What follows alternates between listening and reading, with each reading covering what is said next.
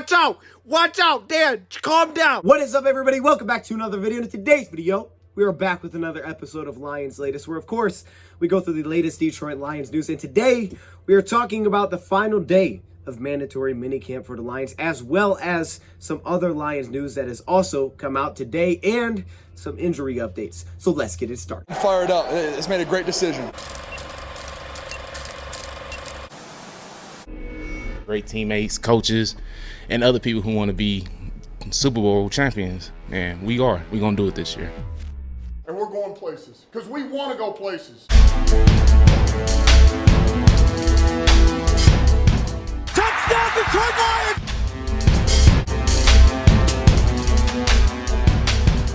Before long, we're going to be the last one standing. Welcome everybody to a video. Glad you guys are here.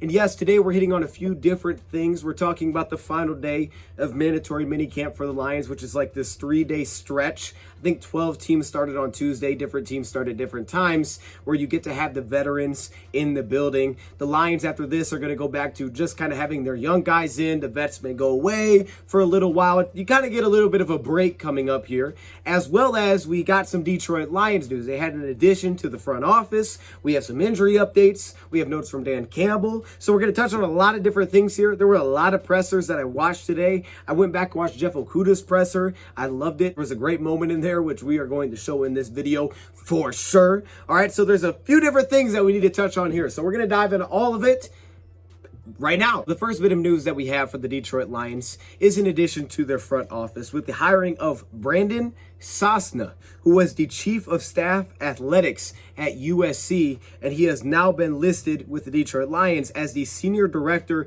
of football administration. Now, that's kind of a light title, I guess you could say. That could end up being what his title actually is. But Dan Campbell wouldn't go into much detail on maybe what his role is going to be with the Detroit Lions. He said maybe in a further date, he would kind of get more into that. But he really didn't answer anything about this hiring. So let's just talk about the person that the Lions did hire. And then we'll eventually see what his role is, because that would be a new role within the Lions front office. Now, he has a connection with a current Lions member in the front office. That is John Dorsey, going back to his time with the Cleveland Browns. John Dorsey was the general manager 2017, 2018. At that time, Brandon Sosna was working with the Cleveland Browns in more of the salary cap side, the contract side, and that was one of his mentors with John Dorsey. He has been credited with a lot of things that he has done at USC, and I have a couple things we'll touch on here, but of course the biggest one is one of the more recent moves that he's kind of just, he just made his mark and then he kind of just moved on, which was the addition of head coach Lincoln Riley. He has been given the title of the architect in the brilliant search and bringing in head coach Lincoln Riley. We know how much success that guy has had with Oklahoma. So to bring him into USC, it's like, oh gosh, this is a gigantic culture change for them. It was a huge addition for Brandon Sosna, who was kind of like the number 2 there. From what I've read and what I've heard is that he did so many of the little things. He made an adjustment to who was actually taking care of the field for USC. It used to be just kind of the staff there. Then he ended up bringing professional workers to handle the field, like little things like that, taking care of, tournament setups, things like that. He just did, kind of little things. And I guess one thing that he constantly said that he wanted to do with USC was hit singles, not swing for the fences, but hit singles. It also worked with the University of Cincinnati in the past, as well as the chief of staff and an associate athletic director with the University of Cincinnati, being part of also bringing in Luke Fickell. And we know Luke Fickell has had a ton of success with Cincinnati as well. Brandon has quickly worked his way up the ranks, and he's accomplished a lot already, starting off with being involved in the basketball side of things, as we said, with his mentor being a John Dorsey, who said, I actually made him a bet. I said, listen, if you're not going to be an athletic director in 7 years, you owe me a dang dollar. One of his goals when he was younger is that he wanted to be the youngest governor of Ohio. I'm like, whose kid's goal is that? Like, what? That's a very crazy goal. But I mean, that was the kind of goal that he had growing up. And he actually got into the, we talked about working at Cincinnati. He got into the Cincinnati organization, through middle school, high school, as he aspired to be a basketball coach after reaching out to the basketball coach of the Cincinnati Bearcats. So he gets in that connection that way, sticks with it through high school. At one point, he's coaching an AAU team at 16 years old. It's different. I mean, it's definitely entirely different, but we've obviously see how fast that he's worked up to this. Him and Dorsey seem to have a great relationship. He's probably just like, look, we're going to make a spot for this guy. I don't care what the heck his role is. We'll figure that out. As we said back in August, they met to have a discussion on what his role could be within this Lions organization, but they're just like, dude, we got to get this guy in here somehow and just let him do something. So it's not even just being part of the hirings, which of course are going to be the splash things, like, oh, that's huge, but at the same time, just the little things that I guess that he's done on a day-to-day per basis. I watched a video of a guy who's kind of been around the USC program, and I thought he had a great example here. He said basically he does a great job of identifying low-hanging fruit, identifying the issues, and making sure that he kind of got rid of those things. We'll see what that is. I know there was rumors in the past that John Dorsey was leaving, so maybe this is like a guy that can kind of, I don't know. I have no idea. I don't know. That's just a rumor I heard a long time ago. Probably shouldn't try to connect it out to that. The fact is, he is with the Lions front office, and we'll have to kind of wait and see a little bit what exactly his role is going to be with the Lions, but it definitely seems like a good addition. This is a person that showed up on the Forbes 30 under 30 list. Mike Disner was also on the 30 under 30 list as well, which is super impressive. I mean, you just look through the list of like 2022, you see the people in there like, oh, that's he's on that? Like, really? That's super impressive. This seems like a great addition on paper. We'll just have to wait and see exactly what the plan is for his role with the Detroit Lions. Point is, though, he is here. All right, now also Dan Campbell spoke to the media. One thing that he addressed was Jermaine Waller, and I wanted to point this out because we talked about this a little bit yesterday. We weren't really sure why he retired, but one thing that kind of came in my mind when I was editing it is it maybe just could have been, look, I don't want to just invest my time into this. Maybe this isn't something that I love. Maybe this is something that I want to do every day. I want to do this and that. Maybe I want to do something different. And that's completely understandable. And according to Dan Campbell, that kind of sounds like what he thinks it was. It just wasn't for him, and that's okay. And it's better to know that now than it would have been, later on. But this is the decision he was hoping that, he would think on, spend some time on. That way he doesn't look back 5 years from now and say, man, I probably, should have not done that. I probably shouldn't have made that decision, right? It's not something that he comes back and looks to regret. So good luck, Jermaine Waller, going forward, whatever he's looking to do. But that's just a little bit of an update there on Waller. Get into some of these mandatory minicamp, the final day of mandatory minicamp here on this Thursday. We're going to start off with the attendance and some of the injury updates, and then we'll get into some of the practice notes. From everything I read today, was a little bit looser. It was a little bit more like relay races, things like that. It's the final day of mandatory minicamp. Let's kick it back a little bit, have some fun. Well, starting off with the attendance. So the players that were not in attendance include Josh Paschal, John Pennicini, and Ryan McCollum, as Tommy Kramer plugged in as the third center with the third team. So there you go, Tommy Kramer showing some flexibility. Apparently he only had one bad snap, but aside from that, he was good to go. Now, Josh Paschal, Dan Campbell did give us a little bit of an update here, saying that along with other players, which we'll get into, we're just going to take it as it comes in terms of returning from their injury. He first said he had a lower extremity injury, and now Dan Campbell has said that, yes, it is like the injury that he had at the end of the year with Kentucky, going back to last season. Now, I guess he re-aggravated an injury at the end of last year. He had a leg injury against Louisville in the third quarter, which he re-aggravated in the final game of the season last year, and it ended up leading to him not being able to play in his bowl game. Even though he did practice before the bowl game, the coach said, Stoops said, man, I just can't put him out there. I don't feel like I can put him out there with a clear conscience. It's maybe, kind of the same thing here that he's dealing with, and like they always say, they're trying to be smart with it. So hopefully Josh Paschal is able to recover from this and get back. That's a little bit of an update there. Definitely something to keep an eye on as well. Again, they said with John Pennicini, they know what's going on there, so he's fine. Now, players that did not participate, of course, these guys were there but did not participate: James Mitchell, Derek Dees Jr., Jameson Williams, DJ Chark, Romeo Okwara, Natrez Patrick, Ife Melifonwu, Jerry Jacobs, and Deshaun Elliott. Again, no really new additions there. They're all the same players we talked about yesterday. We saw you. We've seen the Elliott's. We've seen these guys. Look, we're not, for everybody, really, everybody for that matter, look, we're not going to put you out there if you're not 100%, because why do it? Why risk making something a little bit worse? That doesn't make any sense. Now, here's something that's exciting, is that the players that had some reps include Taylor Decker. Oh, yeah, that's right. Taylor Decker got some. Now, he didn't do every rep. He was just kind of mixed in. I believe he kind of just did some of the, early drills, the walkthroughs, things like that. But Taylor Decker did mix in today, which would have been the first time to see this offensive line, because we didn't see him at all last season during the season, going back to last year's offseason with the entire offensive line healthy.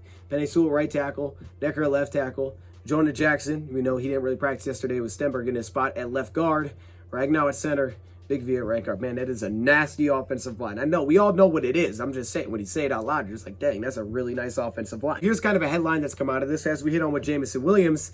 This is what Dan Campbell said about Jameson Williams. He's like, man, we have a plan for him. You know, he's going to be around here, and when he's not around here, we're going to know where he's going to be at, who he's going to be with. So we have a plan for the rehabbing of Jameson Williams. But the headline out of it has been that he said, I don't see him being ready for training camp. Okay, bam, that's the statement. He said, I don't see him being ready for training camp. He said, I'm very hopeful, but I don't see him being ready day one for training camp. Okay, he said, we want to do this thing right. We want to make sure that he gets back and that he's healthy. We don't want to rush this thing along. We want to take care of it. So he said, Dan Campbell, he doesn't believe he'll be ready for day one of training camp. Now, that doesn't mean he can't be ready for some eventual day of training camp. Training camp's a few weeks, you know, it goes into like the second week of preseason. So he's just saying the first day of preseason, he doesn't believe he'll be ready. Like mid to late July. Jameson Williams, I mean, he feels like he's going to be ready for training camp. He's going to be back by training camp. That's what we heard. Doctors think he'll be ready by training camp. Some teams thought, well, he won't be back until the middle of the season.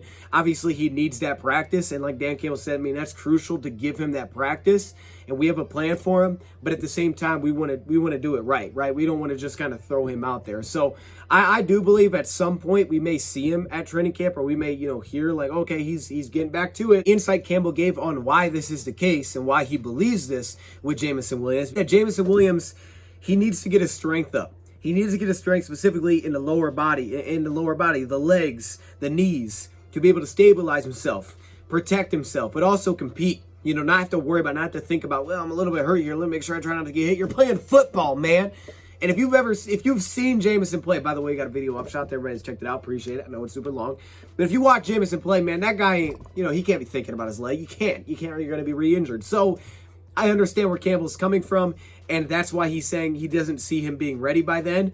Probably because of the process of, look, you know, we hear the doctor saying, well, you know, he's going to be ready. And we've seen him move around, but it's having that strength in the lower body to play this physical sport. By the time you're hitting training camp, you're hitting each other. So you have to be able to protect yourself, as he says. You need that strength to stabilize yourself. Very confident in that leg. So I completely understand what he's saying there. I love that he gave us that little explanation on it and just made more sense of the progress that it's going to take with him. But some of the notes that we got from mandatory minicamp, pretty exciting. Again, a lot of little drills, little relay races. It sounds like they did it with receivers. Actually, there was a video in the past they did the same thing where they got to run around like these big circles, catching the ball, trying to beat each other. I saw the one with St. Brown and some other receiver, and they were competing against each other.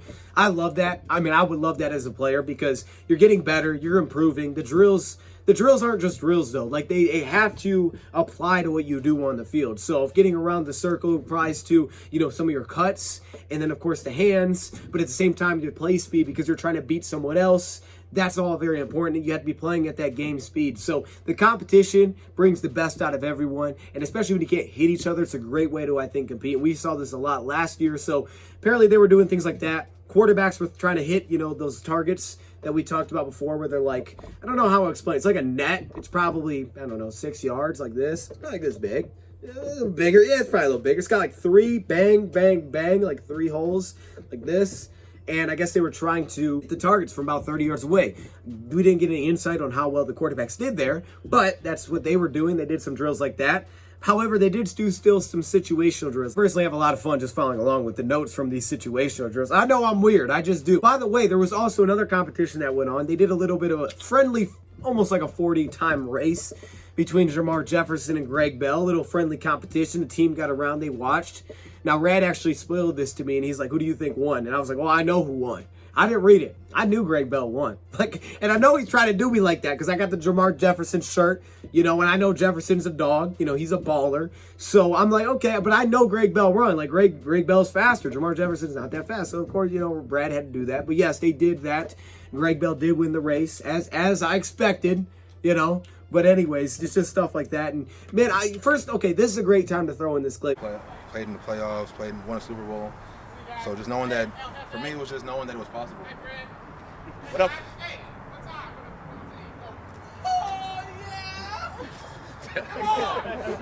We gonna say that one for later, though. Things like that, man, they get me. They change the mood. Everybody loves it. I don't know. Anyways, speaking of some of these situational drills, so you go to a 2-minute drill, and apparently the first team offense looked pretty good. So this 2-minute drill was a little bit different. All right, this is an interesting idea. You're down 9. You got 1:59 on the clock from your own 25. So you need 2 scores. Now, I don't know how they did the defense thing. I'm assuming they just gave the offense back the football from the 25 once again, as if, I don't know, they recovered an onside, they got 3 times. I don't know. Either way, this is how they did it. So the first team offense apparently had some success as they started it off down by 9, their first possession, as Goff hit Khalif Raymond up the seam, who beat A.J. Parker. Now, apparently T-Walk would have probably laid a big hit there, as between A.J. Parker and Tracy Walker coming down to make a play for about 25, 30 yards. Khalif Raymond, in his presser, spoke on the quarterback situation. He said, AG is diming it right now. He works his butt off behind the scenes. So excited to see JG, man.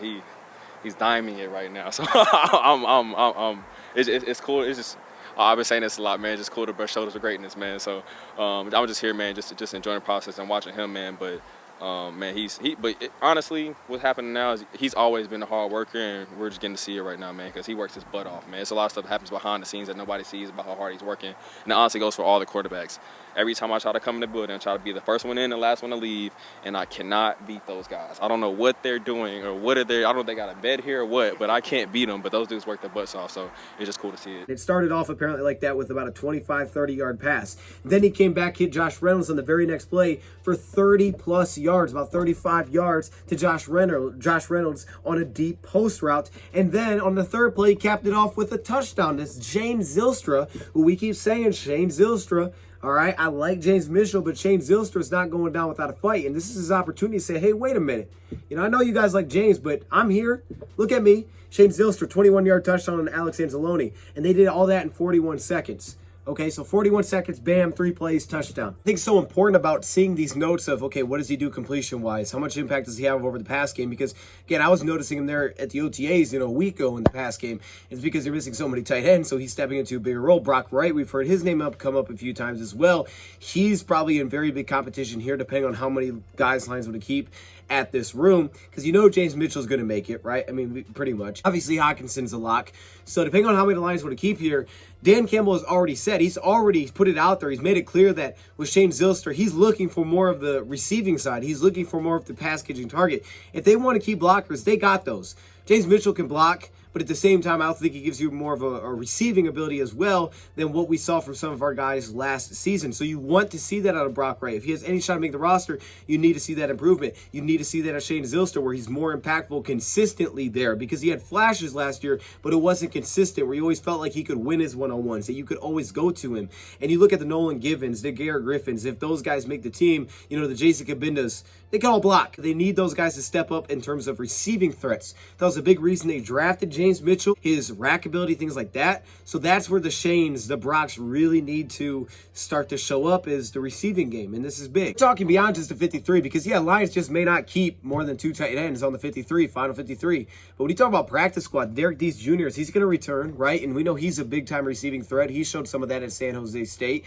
So he's got that ability. James Mitchell, I think, will make the roster, but he could still come into play there. The Shane Zylstras, the Brock Wrights. All these guys could be competition, Nolan Givens, for what they could do as receiving tight ends in terms of being brought back on the practice squad. And we know just being on the practice squad doesn't mean you won't get chances during the season, especially if you have like a tight end position where we only have 2 on the roster. It's very possible you could be slid up into game day. That happened a lot last year at that positional group. That's awesome. Now you're down 2. Second drive. Starts with a 25-yard pass to Khalif Raymond, a back shoulder completion again from Khalif. So again, I think that's why he's talking about JG's diamond, because he's hitting him for 25 yards 2 times. That's 50 yards right there. I see you, Khalif. Hey, talk about chemistry. I think they would have very good chemistry at this point to hit back shoulder pass. I think back shoulder passes are a lot of timing and chemistry. I think that's one of those passes that really represents that well. You can get sometimes a sense if you can hit it before the snap, but that I think is a very good chemistry tell there. It was a spike, then a 9-yard completion to Amon-Ra St. Brown, and then a throwaway, which led to a 54-yard field goal attempt. Now, in this scenario, this would have won the game. 54 yards. Riley Patterson, go out there and knock it down. He did not knock it down. Now, Austin Seibert was 2 for 2 in his, yesterday, apparently. The notes were that he made one for 50-plus and 40-plus. Well, Riley Patterson did not knock it down, missed it wide and left. So that, ended this scenario there. But still looked pretty good from the offense, at least from the notes there. The second unit did not have that success at all. This was led by David Blau. We talked about the Lions mixing this up. According to Dan Campbell, he said, look, the door is open for David. There is a reason that we brought him back. What I saw from OTAs is that they would give, second team reps, like they went with Boyle through the same situation as they did Goff, but then Blau doesn't get to go. They only go the first 2 teams. And that's what happened to Boyle. Blau goes to second team, Boyle doesn't go sometimes. So, you know, that's very important to get those second team reps, right? Because sometimes the third team doesn't get to go at all. We hear all that all the time, like in practice. Yeah, the third team doesn't, you know, the third string doesn't really get work a lot of times. They're kind of just off to the side. And this is just off-season workouts.